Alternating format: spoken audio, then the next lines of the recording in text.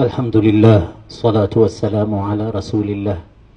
Siku moja bwana mtume alipokuwa mbele ya kaburi kama hivi, anamzika mmoja katika masahaba zake, aliwaambia waliohudhuria kama hivi, limithli hadha fa'iddu, limithli hadha fa'iddu.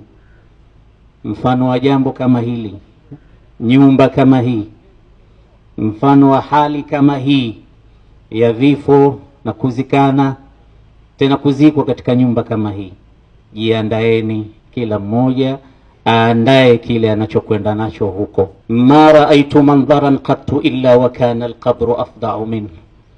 Mmoja anasema sijawahi kuona mandhari yoyote ila mandhari ya kaburi yanatisha kuliko mandhari yoyote. Kumbuka humu ndani yupo ndugu yetu na ameshaianza safari yake ya kuelekea kwa Mola wake. Lakini si hivyo tu, alqabru awwalu manzilin min manazil al-akhirah. Hii ndiyo nyumba ya mwanzo katika nyumba za akhira. Wa huwa akhiru darin min manazil ad-dunya, na ndiyo nyumba ya mwisho miongoni mwa nyumba za dunia. Tutahamahama nyumba nyingi, lakini nyumba yetu ya mwisho ni hii hapa.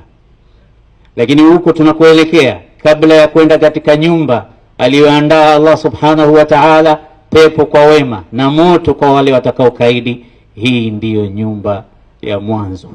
Mwenyezi Mungu aijalie nyumba hii iwe nyumba miongoni mwa nyumba za peponi, iwe bustani miongoni mwa bustani ya peponi kwa ndugu yetu ambaye yeye ametangulia na sisi tuko nyuma tunakuja.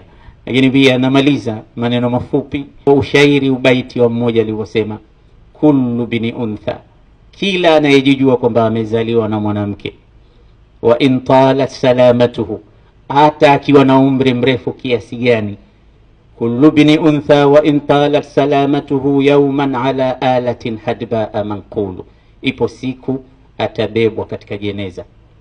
Fa idha hamalta ila alquburi janazatan, utakapobeba siku moja jeneza kupeleka makaburini kama tulivyobeba jeneza la ndugu yetu, fa'lam annaka ba'daha mahmulu, tambua kwamba na wewe ipo siku yako ya kubebwa inakuja.